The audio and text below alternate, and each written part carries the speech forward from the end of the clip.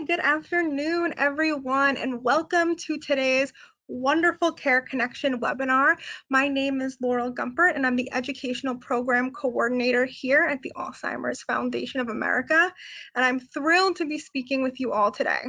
We have a really exciting Care Connection, but before we get into it, just want to go over a few quick things. All lines are currently muted, but we really encourage questions and conversations here. So please feel free to use the question box on the right-hand side of your screen to type in any questions that you may have throughout this presentation. And we will have a brief Q&A at the end of today's webinar. And then any additional questions, please feel free to contact AFA. So as I mentioned, this is a very exciting webinar. I've been waiting for this one for a couple months now, so very happy that today is finally the day. So it is my pleasure to introduce our guest speaker today. We have Dr. Cindy Bautista-Thomas, who is a licensed clinical social worker, social work educator, podcast host, yoga instructor, mindfulness facilitator, author, mother, wife, master trainer and curator of spaces of healing, transformation, and impact. So obviously you can tell she just has a ton of free time on her hands, just bored constantly. So Cindy has a master's in social work from the State University at Albany, a master's in philosophy, and a PhD in urban education from the City University of New York's Graduate Center.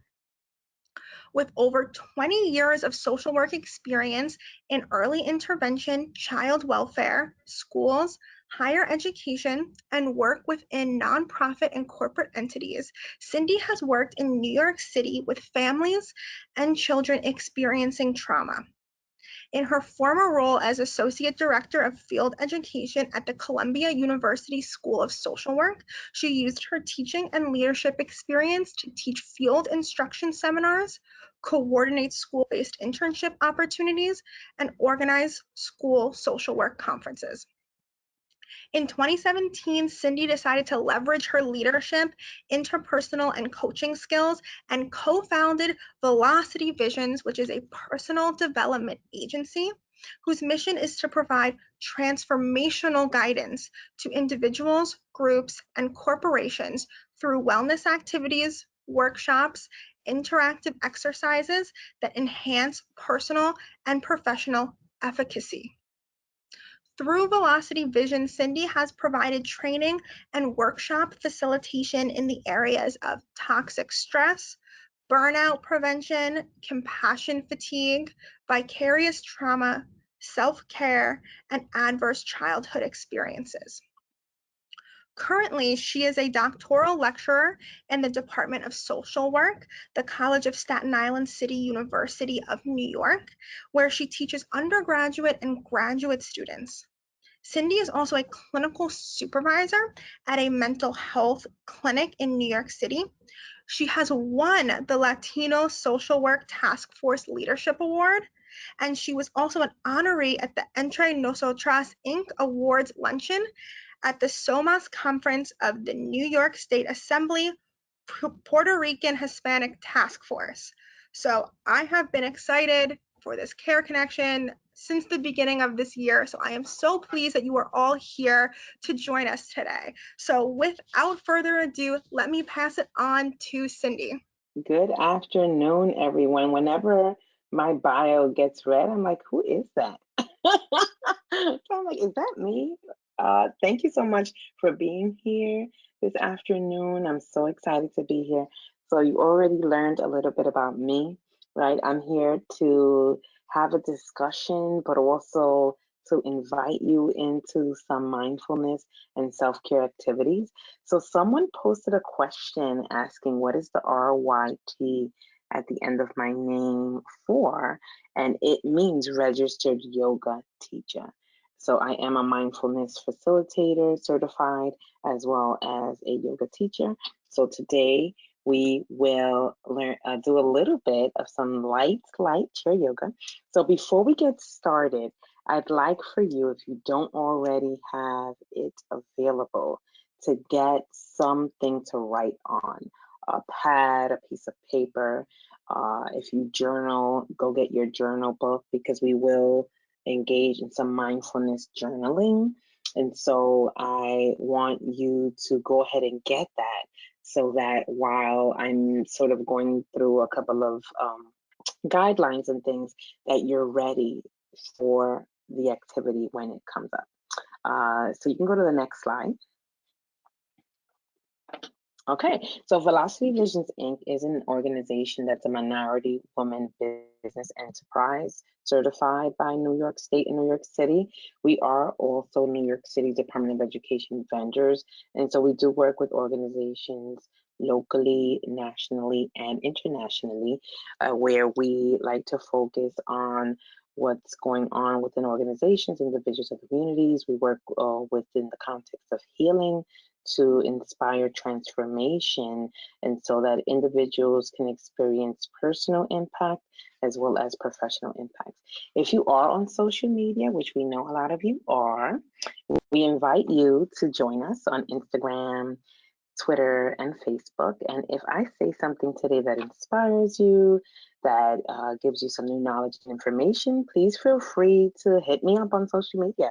Let me know how it landed for you. If you want to take a snapshot picture, record me talking, and post it, definitely tag me, and I'm happy to communicate with you that way. Nancy Lewis is the other half of Velocity Visions Inc., and so I just wanted you to sort of meet the other half of Velocity Visions. And so next. So one of the offerings that we have developed really as a result of the pandemic and feeling called to offer something to the universe in terms of self-care and helping people to thrive and connect with themselves and sort of find new ways of meaning and connection, is that we created a podcast. It's called SelfCare to Success in 15 Minutes or Less podcast. And Auntie and I take turns sharing tips and tools on managing stress and to enhancing our coping skills around self-care. And so feel free to watch us, listen to us. We're on all platforms where you can listen to podcast episodes. And so I wanted to make sure that I shared that before we sort of get into the work. Next slide. Okay, so I already said this, so I don't know why I put that there again, but I guess it's to remind you. And if you want to get in touch with me, let me know how what I am sharing with you is landing. Definitely email me at velocityvisionsinc@gmail.com. Next slide. All right, so let's talk about some guiding principles. So today we're going to engage in some discussions around mindfulness and do some, self-care activities. I am inviting each of you to be open to new ideas. These are some guiding principles that we like to share in all the workshops that we are a part of. Be present in the moment. Understanding that for so many of you that are on here today, there are so many competing responsibilities, challenges, expectations. And I know that just for you to say yes to you today was a lot. And I want to commend you. And so I will invite you to put that phone on Do Not Disturb if you can, just so that you can be present in the moment. Next, I want you to pay attention to what comes up for you. Notice what comes up for you. You may find that some of the activities that we engage in today, it may bring up some tears. It may bring up some anger. It may bring up some emotions that you're not expecting, right? And my invitation is that you notice it, pay attention to it, right? And then you can connect with it later. And lastly, be yourself. I mean, this is definitely, I'm used to doing workshops where I could see everyone that's present, engage with everyone that's present. And so I'm not able to see you today, but I know that, I don't know what happened to my chat box. Now I can't even see what you wrote, but I'll figure that out later. But I know that Laura will help me if anyone puts anything in the chat box. If you have any questions throughout the time that we're together, please feel free to put in what's resonating with you. And we will definitely have some time at the end for you to ask specific questions. Next slide. So one of the reasons why I decided to do this work is because with the Alzheimer's Association for the Caregivers webinar, is because I was a caregiver. I took care of my mother for about 7 years, where I moved in with her to take care of her, and she had Alzheimer's.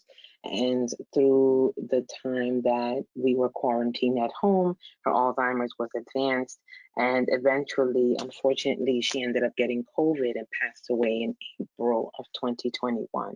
So the way that I honor her and all that, who she is and how she created the woman that I am today, is that I'm able to offer opportunities, workshops, and experiences for individuals that are now caring for loved ones. I acknowledge and know the challenges that come with caring for a loved one, the love, the sacrifices, the negotiating time, money, resources, and so on.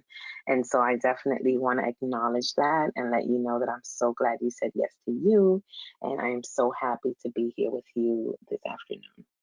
So let's start off with a grounding activity, a mindfulness activity that I like to do. And it's going to be a simple breath activity. And so I love to use Tibetan bowls when I feel that I am ramping up in activities and my list of to-dos is getting overwhelming, because just even the sound alone is very calming and grounding and helps me connect to what's important, so that I'm able to partialize and prioritize all of my tasks. And then it really helps me to not feel so overwhelmed.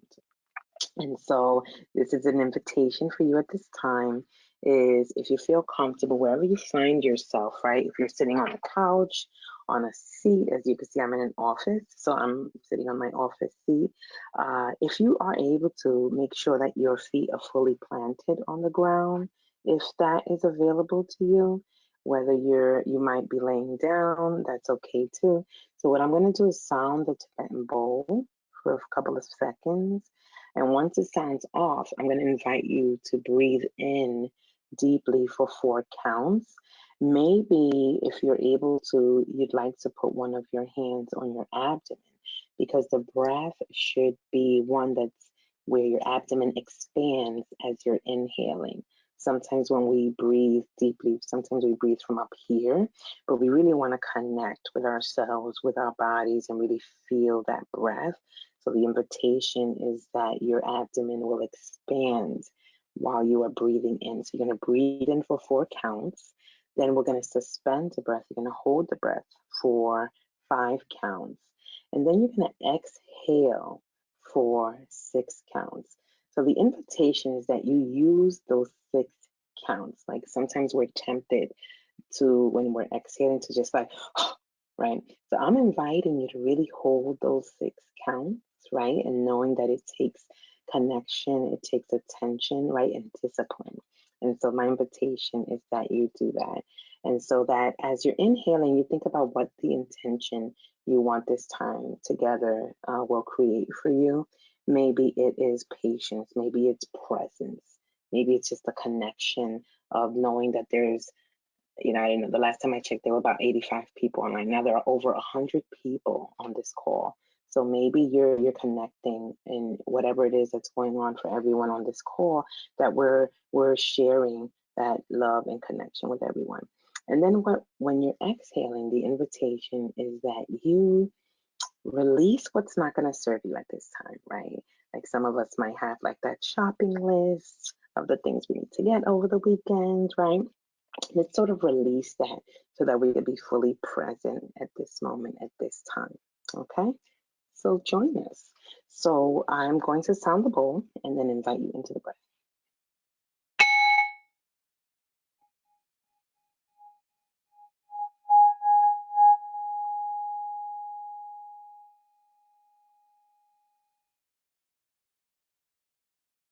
All right. So I'll invite you to, if you are able to place one of your hands on your abdomen, and invite you to inhale, expanding your breath for 1, 2, 3, 4. Suspend for 1, 2, 3, 4, 5, and exhale. 1, 2, 3, 4, 5, 6. All right, how did that feel? I'd love to see some chats in there. How did that one breath feel for you? Maybe a one-word check-in. What was that like for you? I know the chat box is on the right-hand side. I see feels great, calming, awesome, calming. I love that I feel like I'm connecting with y'all through the chat. So please put words in the chat as you're resonating with the material. Awesome, awesome, excellent. And you can continue to sort of put some words in the chat box. So we can go to the next slide. Awesome. So let's talk about what is mindfulness. So I wanted to take some time to really discuss it, because what happens is that some people feel that mindfulness are for those people that have like 2 hours in their day to sort of go to a mountain and sit in silence, and that's what mindfulness is. But I'm here to break it down, right? I grew up in New York City, in Bronx, New York, with a whole bunch of siblings. And I always had like a whole bunch of things going on, as you heard from my bio. And one of the things that I struggled with initially with mindfulness is the fact that I didn't think that I could sort of experience mindfulness because I felt like I had so many things going on. So first of all, I want to dispel the myth. Mindfulness is for everybody, right? We have to treat attention like money, right? Like be careful with how much you pay, right? So when we're paying attention to things that are calming, that are soothing, that bring us joy, that bring us connection, that fill our souls with laughter or creativity, right?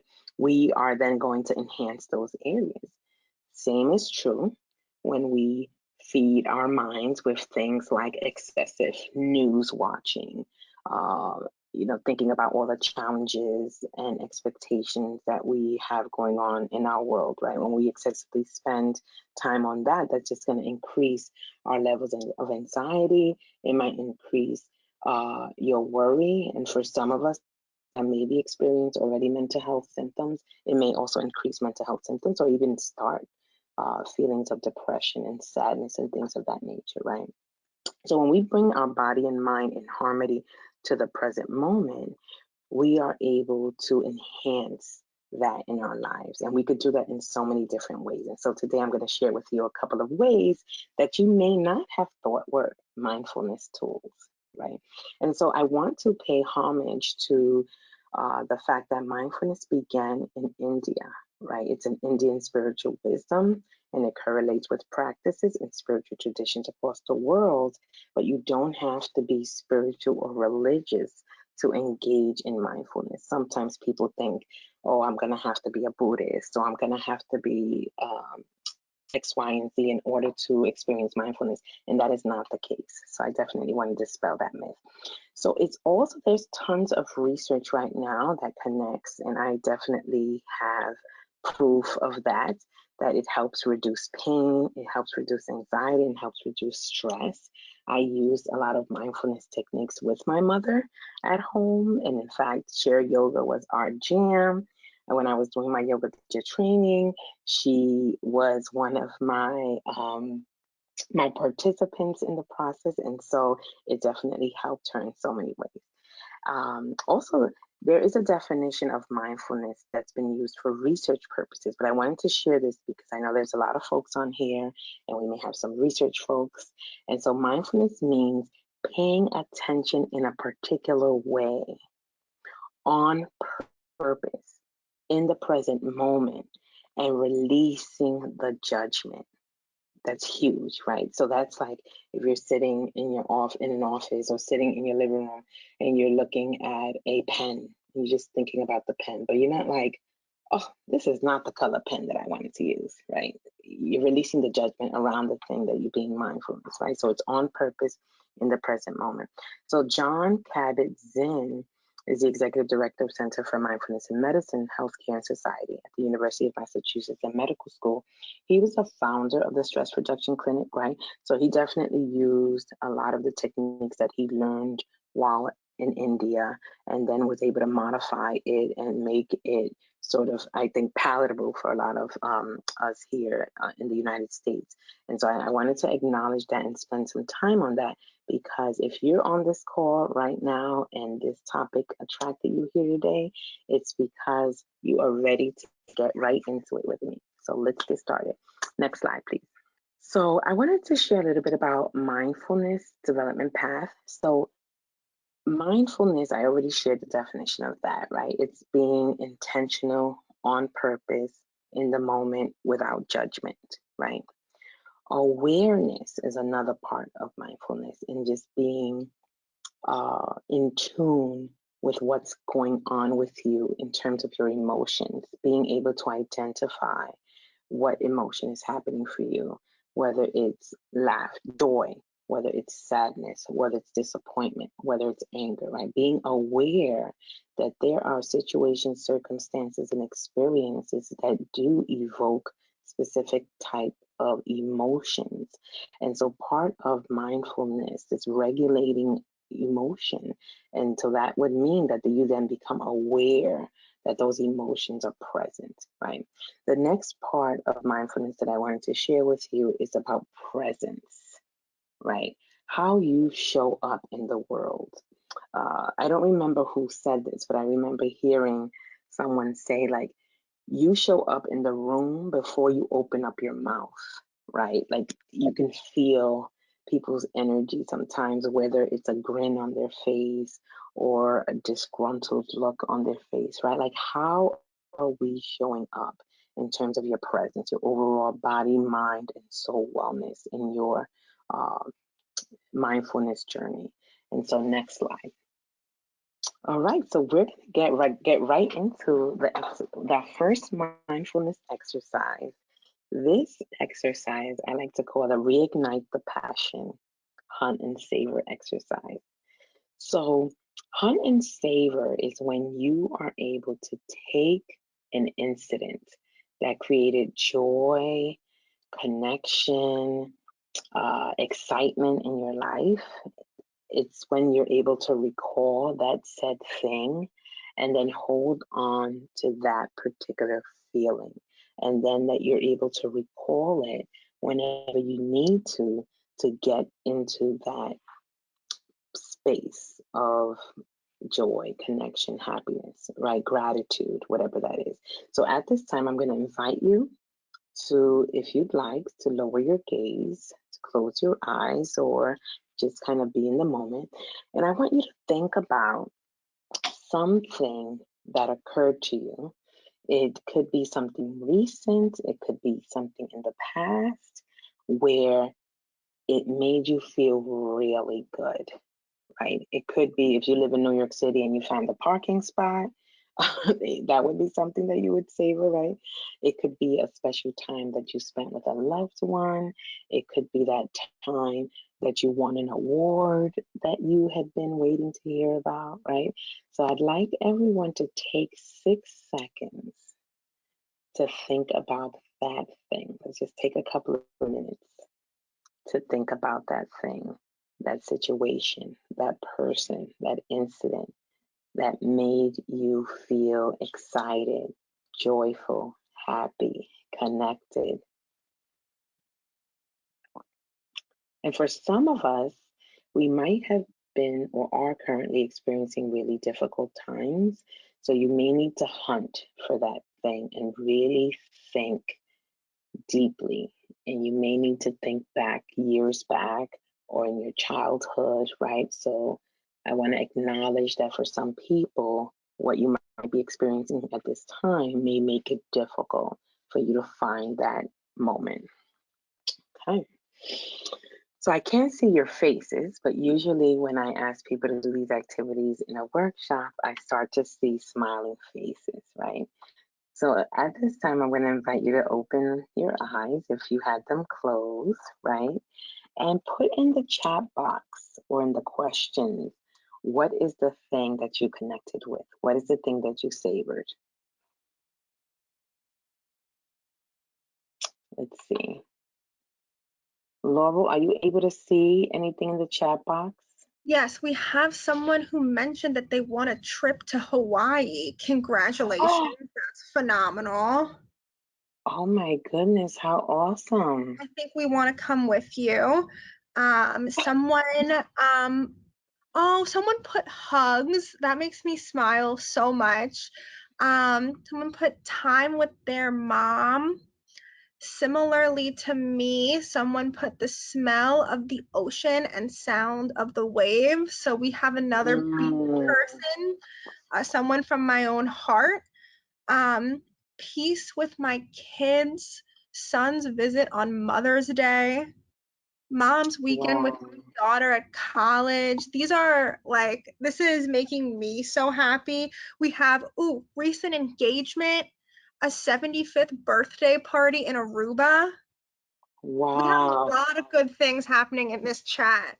Thank you. So that only took 6 seconds, and you can do this anytime. I like to do this when I just received like some disappointing news, or if if I live in New York City and I can't find parking and I'm stressed out, I'll pull over and I'll do the savoring exercise so that I could connect with good energy and find a parking spot. Now I finally figured out the chat box. So now I could see running outside in our pasture with our yellow lab. I love that. Preparing pizza. Pizza is my favorite meal. If you ever want to give me something, give me some pizza. I love that. Excellent. So this is a savoring exercise that you could use anytime, anywhere, anytime. And it's mindful, right? Because what you're thinking about is that thing, and you're just thinking about the goodness in it, right? You're not thinking, oh, I went and prepared a pizza, but then the pizza got burnt, right? So we're releasing the judgment. That's what makes it a mindful moment. So let's go on to the next slide, please. I can't believe the time is just escaping us right now. All right, so this is journal prompt time. So if you did not get something to write on, feel free to use your computer, or feel free to think about your responses to these sort of in your mind while you're looking at the screen. So journaling, some of you may already use journaling as an activity of self-care and as a mindful activity. If you have not, my invitation is that you consider journaling. Journaling is actually an exercise that could support your mind, body, and soul wellness. Some people will journal for 2 minutes in a day. Some people journal for 30 minutes. It really doesn't matter how long you document your feelings, emotions, thoughts about it, as long as you are connecting with your thoughts. And so these are some journaling prompts that I'm offering to you as some mindful journaling prompts. So if you can answer all of them, let's just take a couple of moments because I definitely want to read some people's responses. And so these prompts help you tap into what might be going on with you emotionally, right? And so I journal every single day in the morning. And then I also have a gratitude journal that I use at night. And I tend to, if I had a really bad day, I make myself think of 3 to 5 things that I was grateful for. There are some days that I'm in so much gratitude that I fill the pages up, like 2 or 3 pages, right? So those are some tools that I use that I find. And I see that journaling is amazing. Someone indicated in the chat box. So I get worried when, right? When I get worried, blank makes me so angry. I know this cold weather is making me so angry. I'm in New York and I'm still wearing a jacket and a scarf, and that's making me angry. I get down in the dumps when, right? I hate when, right? Number 6, I can relax when I am on the beach. That's when I can relax too, because I'm a beach person too. Number 7, blank makes me depressed. 8, When I get depressed, I eat chocolate. I eat chocolate when I get depressed. Some people may eat chocolate too. When I think of blank, I can relax, right? And number 10, when I think of blank, I cannot relax. And when I feel overwhelmed, I contact my sister, right? I have a sister who I contact, and she's also my prayer partner. And when I'm overwhelmed, that's who I contact. So I'd love to read if a few people could indicate. So I see here when I feel overwhelmed, I contact my sister. Oh, Margaret, I said the same thing. I didn't realize you said that. That's fantastic. I'd love to read some more. I get down in the dumps when there is family discord. Nancy, me too. I do not like the family discord. So you could take one of these prompts and then continue the writing, right, of what it is that you're connecting with as you're documenting your feelings, your thoughts, and emotions, because that's part of the mindfulness. When you release that stuff on the paper, there's like magic that happens. So Debbie said, when I think of puppies, babies, my sister, flowers, and nice smells, I can relax. All of those things I absolutely love, Debbie. I love that. I love that. So this is one activity that you could sort of take and do when things are not going well, but even also just on a day-to-day basis so that you could check in with what is going on with you, so you could check in with your emotions, your thoughts, your feelings, because those also connect with your actions. And so David said, I get down in the dumps when my kids just aren't acting nicely to each other or us. Absolutely. I have teenagers and I can relate. I hate when people don't communicate. Absolutely, Linda. And then Joyce says, I relax when I'm in nature. So do I, Joyce. I absolutely love that. So let's go on to the next slide because I definitely want us to get into a little bit of chair yoga. So I wanted to just talk a little bit about resiliency and healing. I know that a lot of folks on here are here because they're connected with a loved one who is experiencing some challenges. Maybe you're one of the caregivers. Maybe you're supporting someone who is caregiving, and so just thinking about how to recover when there are challenges, when you are feeling like there is no way up, and sometimes in situations it could be really stressful. So I wanted to offer these tips. Number one, and this is resiliency research that was done in terms of what are some things that will help people connect with sort of that joy and connection, and understanding that you could do both, experience challenges, feel stressed out, overwhelmed for caregiving, right? And also have this feeling of resilience and healing. And sometimes it's hard to connect with that right away. And so I just want to offer this as an idea, right? Number one would be finding people to accompany you on the journey, right? Special people. And for some of you, it might be a family member. For others of you, it might be someone you found on Facebook. Sometimes there's support communities where you're able to connect with people. I know that I did that. I connected with a lot of sort of Alzheimer's groups in support of my mother. Thinking about preventing loneliness, like how do you connect with people? Being on here today, there are 125 people at 1 o'clock, 1:30 on this webinar because you wanted to support yourself in the journey, and that's amazing. The next area is avoid wishing and pining for the past. Grieve, like it's okay to grieve, and it's okay to think about what was in terms of the past, right? But then not sort of dwelling on it for extensive periods of time, because then it will sort of stop you from being present in the here and now and enjoying the good things that are present for the here and now for you. And then the next area is, of course, creative expressions. For me, it's dance. I love to dance and I love to write. And I also love music. I love a lot of things, right? But one of the things I would do was dance with my mom, right? There were days where she was really angry and we had no idea why she was angry. And I would put on, I am from the Dominican Republic, and I would put on some bachata and merengue and we would dance.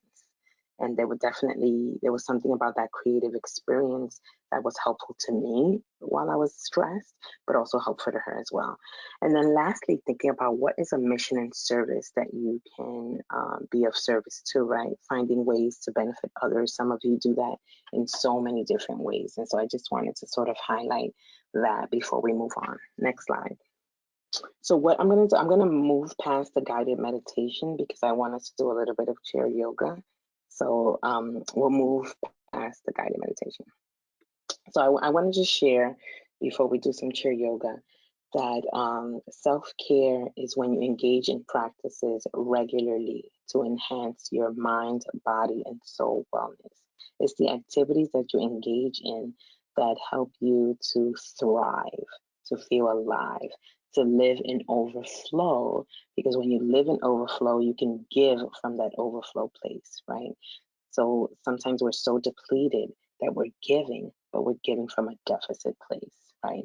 And so I want to encourage you to think about these areas of self-care so that you're thriving, so that you're pouring into your amazing selves so that you could be of service in a more intentional way. So your body, how are you sleeping? How are you eating? How are you moving? Your mind, how are you being present? Are you developing affirmations of statements where you are sharing the amazingness that is you with you every day, right? Are you doing that? And then, of course, your actions. What are the choices that you're making so that you're intentional about how you're spending your energy and your time and your attention? And then, of course, setting limits, boundary setting. For many of us, we are caregivers, not because we wanted to be, but we just sort of had to be. And so, but how can we sort of set boundaries around that as well? Next slide. And finding the good, right? Thinking about what is one win from this week, big or small, that you may have experienced, right? And so I invite you to put in the chat box what's one win from this week, big or small, that you have experienced, right? One win for me, for example, is that I have been challenging myself to drink 2 of these a day. And my win is that today's Thursday and I've done it twice. So that's a win because last week I didn't do it not even one time. So, what is a win for you? Please put it in the chat box. I'd love to see that. David got a nice bonus raise. All right, David, that's fantastic. I love that. I love that. Put it in the chat box. It's so important to take a moment, if not once a week, if not every day, and celebrate all the wins, the big and small ones, right? Next slide. Okay, so I see got through the first semester of my MSW program. All right, Stephanie. Yes. Achieved walking 5 miles, sticking up for myself, coworkers, and myself. I've been trying to drink more water. Very good. It may seem trivial. Nothing you celebrate is trivial, Pauline. But I successfully built a dresser yesterday with terrible instructions. I could never build a dresser, Pauline. So that is not trivial. Win, ate more fruit and salad. A win for me is to do my therapy. Doctor wants me to. Excellent. Keep celebrating those wins. So we have like a few minutes left, right? 5 minutes. So I wanted us to do a little bit of chair yoga, right? So I'm going to try to situate my camera where you could see it. So one of the things that I shared earlier that I like to do with my mom was chair yoga because it was something that supported her mind, body, and soul wellness. And so at this time, you have to make sure when you do chair yoga that you use a chair that has a backing. So if you're not sitting somewhere that has a backing, you want to move to a seat that has a backing if you can. I do want to say that for anyone that has any back injuries or any joint injuries, you want to be really careful when you're engaging in any physical activities. So if you're experiencing any pain at this time, my encouragement is that you not partake in the yoga exercises and maybe just do the breathing. So at this time, we're going to just do a couple of light techniques that I find helpful, especially when you spend a lot of time sitting. Is first of all, we could start by just sitting upright in your seat and bringing your shoulders up for a couple of seconds and then bringing them down. Bringing them up and then bringing them down. bringing them up, bringing them down, right? And now we can rotate, starting with the right hand side, lifting that shoulder up, rotating it if you can, right? Just being mindful if there's any pain that shows up for you, please listen to your body and do what your body is asking you to do at this time. And so the next one we're going to do is a stretch, right? And so what I'm going to ask you to do at this time is to take your right hand, put it on your left knee, then take your left arm and put it behind your back, right? And gently moving your body to the left, gently. And while you're doing these twists, you're breathing in and out through your nose. And listen to your body. If you can adjust that twist just a little more so you could feel that stretch, go ahead and do that. But of course, listen to your body, right? So let's bring those arms back to the center. Oops. Now we're going to do it the other way around. You're going to take the left hand, put it on your right knee, take that right hand, adjust it behind you, and just feel that stretch. And again, listen to your body. If you could adjust it a little more, definitely do that. And then let's bring it back to center, right? Next, we're going to take both hands, right, and lift them up, right? And then bring them down. I'm trying to adjust myself where I'm sitting. Bring them up and bring them down, right? And these are very light exercises that you could do sort of every day just to allow a little stretching, right? Another one is to lift your hands up, connect your hands like this, and then stretch upward, right? And then if you are able to bring that stretch to the right, breathing in and out through your nose, come back to center, and then move that over to your left, breathing out in and out through your nose, and then connect to center. That felt really good. I have been sitting all day at this computer, and just in those couple of seconds, that felt really good. All right, and so we're going to then take our arms and push them out if you're able to, allowing that stretch. If you're able to, inhaling and exhaling through your nose, and then let's bring those arms down, right? Okay, and so we are already out of time. I can't believe that. Time is definitely went really quickly. But I want to encourage each of you to think about ways in which you can incorporate mindfulness into your lives every day. So chair yoga is something that should be done carefully, especially if you have any injuries. And it's also something that you could do just a couple of minutes a day. I do chair yoga probably 10 minutes a day in my office because I definitely get a lot of tension here on my shoulders.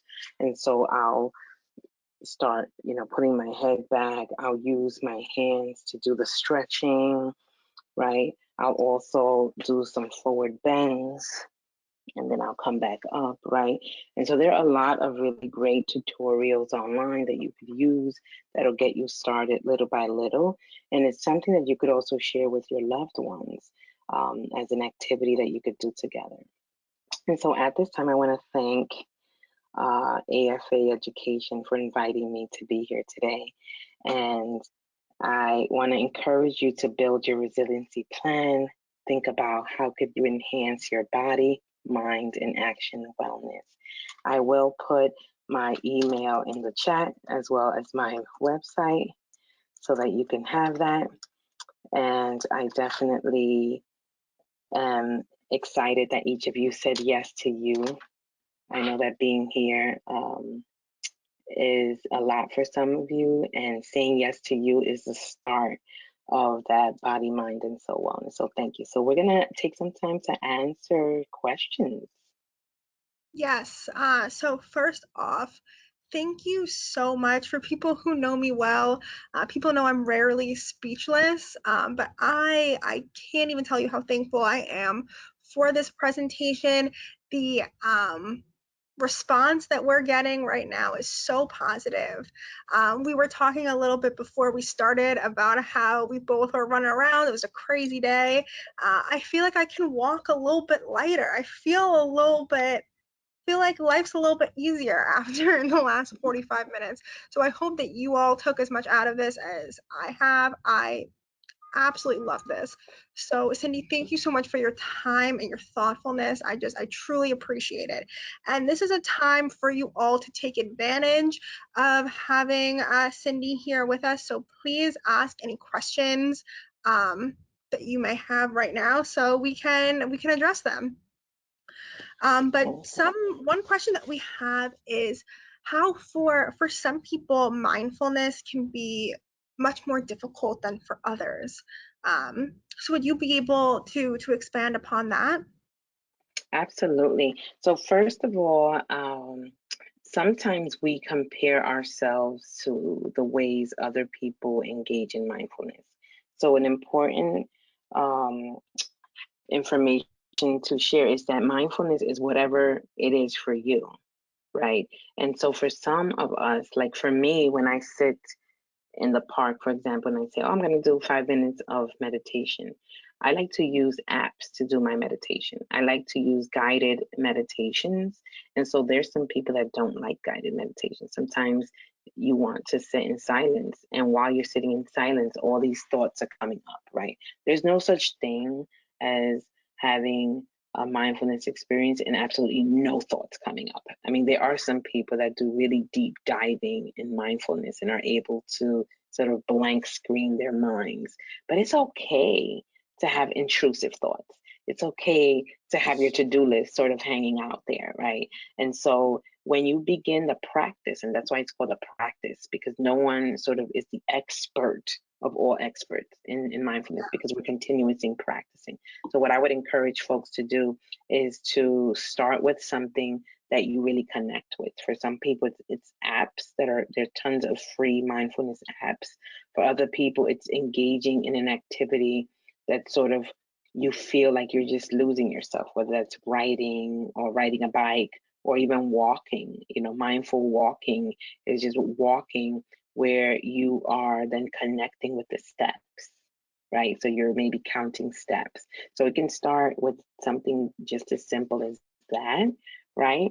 And for me, every day, mindfulness is still a challenge. So sometimes I do like these 5-minute meditations and I'm thinking about, is there going to be traffic when I get on the highway? I'm like, what are you doing? Why are you thinking about that? So that's an example. Mm-hmm. I think it's very hard that I know for myself, I hold myself to a very high standard. My benchmark is incredibly high as compared to, the other people that I surround myself with. So when we're practicing mindfulness, we may, expect perfection, but that's why you're exactly right. It's called a practice, not perfecting mindfulness. So just being, really gentle with ourselves, I think, is such good advice. We have someone else who asked, how can nurses do mindfulness when doing a 12, 16-hour shift? I think this is really applicable to just busy people in general who work long days, long hours, and how we can incorporate this into our lifestyles. Absolutely. And so I work with a lot of organizations that are medical providers, and thank you for your service for the nurse that's online. And so, first of all, it starts with a little self-compassion, right? Mm, And self-love around this idea that you can't do things or you don't have the time for yourself and things of that nature, right? And so 2 minutes is mindfulness practice, right? It could be when you are bathing yourself. I do mindfulness when I'm bathing in the shower, right? Everyone has to take a shower unless there's some other cleansing process that you have. And so you could use the time that you're in the shower to say affirmations to yourself, to tell yourself how grateful you are for showing up for the work that you're doing. When you take, whether using a sponge, a loofah, or whatever. There's so many creative things people use to shower. As you're using that thing, just even looking at how the soap goes on your skin, right? Sometimes we take showers and we come out and we don't even remember being in the shower Mm, because we're thinking of that to-do list, right? So what would happen if instead of you thinking about that to-do list, you focus on maybe one party part during that shower, and that is mindfulness, right? So let's reframe what mindfulness is, because sometimes we think it has to be like this big production, that you have to mm. have a meditation room and all of that, right? Some people have that, and that's awesome. And you could sort of reframe mindfulness for yourself. I like to play music while I take a shower, and that's mindfulness, right? Singing in the shower is mindfulness. I hope that's helpful. Yeah, no, I think that's great. For me, before I worked in the city, I had a very long commute, a long drive, and sometimes I'd be in the car for over an hour, and I would have barely remembered from when I left, when I got myself in the parking lot to when I got home, because it became very rote. And then I really wasn't paying attention to what was happening. I was just trying to get home. But that even those things that we need to walk to work, we have to drive, we have to brush our teeth.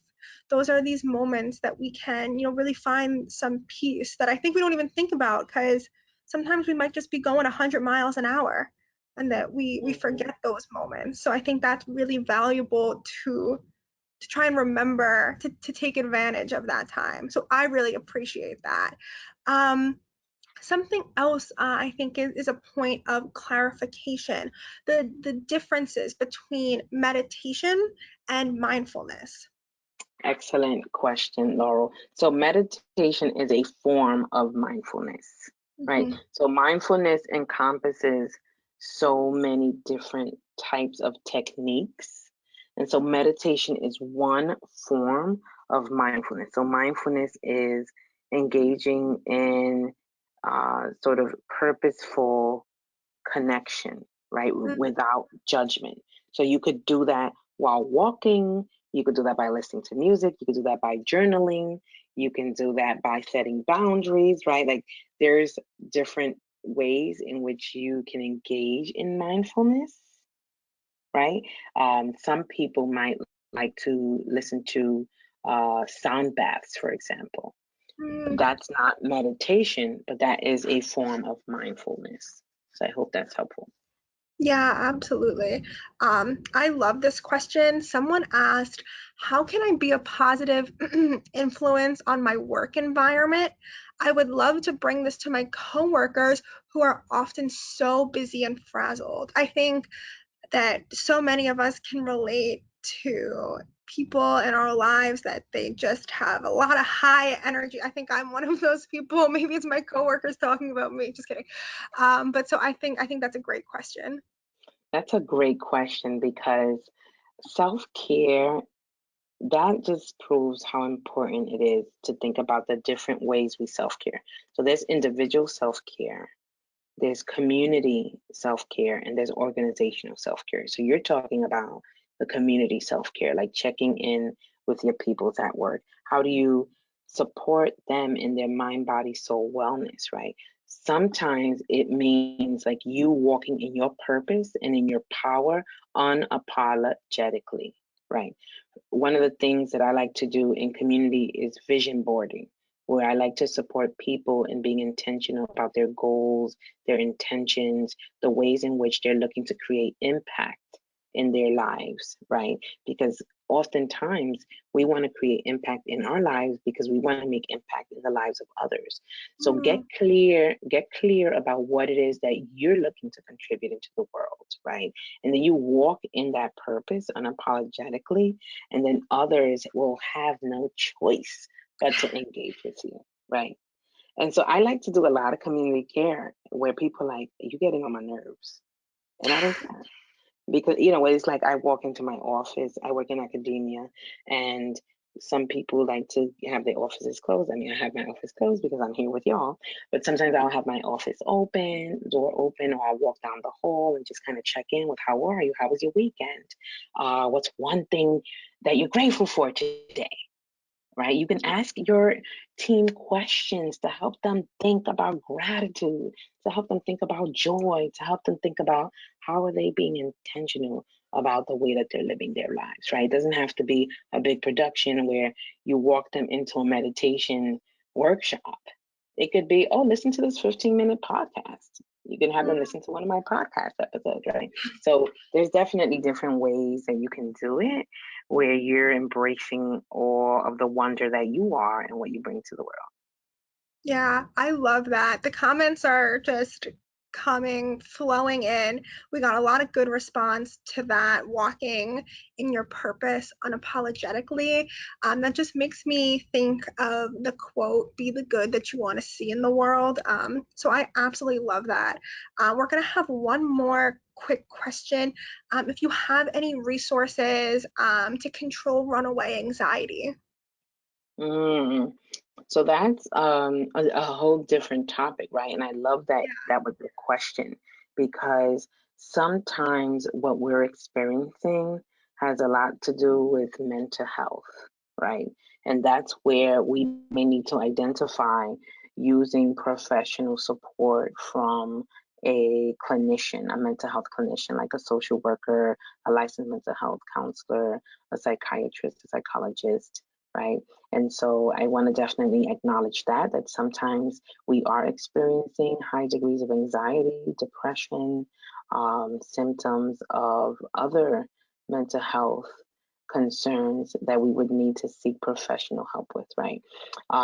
And with that said, you know, a lot of the work that I do is in supporting people around anxiety, right? And so it really depends on, you know, one of the things that I like to talk about is your fabulous five. Like, who are you surrounding yourself with, right? That is going to support you in your wellness journey. So when you think about anxiety, there's a lot associated with that. Some of that is hereditary, some of that is situational, depending on what's going on in your life at the moment. Some of it might have to do with some past traumas and situations that you may need to address. Some of it also may be around what is the influence in your community? You know, who are the people that you spend the most time with and how are they contributing to your growth? How are you contributing to their growth, right? And so that's a long response to that question because it is multi-layered and multifaceted. And I don't want to give a response where there's a definite answer because it really depends on the severity of the anxiety, the level of professional support that's needed, and also what types of community support have you surrounded yourself around. And so I hope that that's helpful. Yeah, absolutely. I am very sad to say that unfortunately we are out of time. I think we can all agree that we could spend another hour at least doing this. I totally appreciate everything that you've done for us today, Cindy. So many people are saying that they feel more at peace, more calm, more centered, and I completely agree. So, on behalf of AFA and our viewers, thank you so much. Thank you to all of our participants who attended today. Care Connections, we're nothing without all of you. So thank you so much for your time and participating with us. Before we end, very quickly, I want to encourage you all to sign up for our next Care Connection webinar series. We're going to have a two-part special edition Care Connection webinar with Dr. Gerda Maciel. She's the president of My MD Advisor, and she's a board certified patient advocate. So we're going to be having the special editions Care Connections on May 19th and June 30th at 1 p.m. Eastern time. And on May 19th, we're going to be talking about healthcare advocates and geriatric care managers. And how you can help your loved one find one. Really, thank you all again so much. Cindy, thank you. You're welcome. This was Great. So I look forward to seeing you all here next time. And in the meantime, I hope you all have a great rest of your day. Take care. Take care. Bye.